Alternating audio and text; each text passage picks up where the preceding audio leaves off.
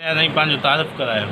Syed Rustam Shah STP taluka information secretary Kanpur. साईं STP जेकी मार्च कढे रही आहे उन बाबति तव्हांजो छा चवणु आहे?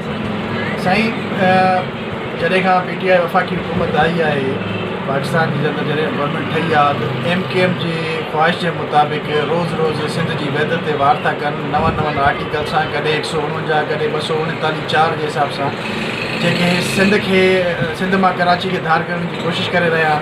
STP चेयरमैन डॉक्टर कादिर मंसूर साहब जो ऐलान आहे त 26 अक्टूबर खां 3 नवंबर ताईं कराची जी घटी गली वञे, चौक वञे, इहो ऐलान वॼाए पोइ सिंधी क़ौम जे एहसासनि सां खेॾणु बंदि कयो ऐं कराची सिंध जो हिसो आहे, सिंध हिकु आहे ऐं कराची सिंध। साईं माना वफ़ाक़ी हुकूमत ख़िलाफ़ तव्हां इहा मार्च कढे रहिया आहियो या ऑल ओवर? साईं ॾिसो, वफ़ाक़ी हुकूमत हीअ लाज़मी आहे, हुकूमत PTI जी आहे ऐं सूबनि खे माना बाईपास करे MKM जी ईमा ते हिकु दहशतगर्द तंज़ीम जेका आहे उनजी असुल खां ख़्वाहिश इहा रही आहे त असीं कराची खे सिंध खां धार कयूं। उन्हनि खे ख़ुशि करण जे लाइ सिर्फ़ु इक़्तिदार जे ख़ातिर जेका आर्टिकलनि जी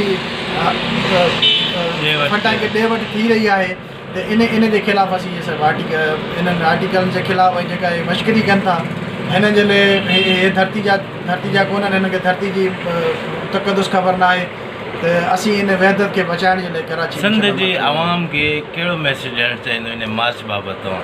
साईं ॾिसो, कराची सिंध आहे, असां बग़ैर कंहिं तफ़रीक़ जे अंदरि, बग़ैर कंहिं पार्टी जे फ़र्क़ जे असीं सभु सिंधी आहियूं। सिंध आहे त असीं सिंधी आहियूं। हीअ मार्च समूरनि उन्हनि क़ुवतनि जे लाइ आहे जेके सम्झनि था या कराची खे धार सम्झनि था या कराची खे धार करण जी कोशिशि कनि था।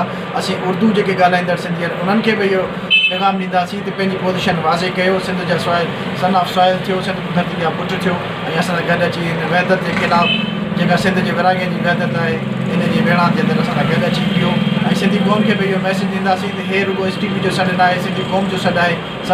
सभु साथी दोस्त कराची में गॾु थी करे 3 नवंबर वारी मरकज़ी रैली जे अंदरि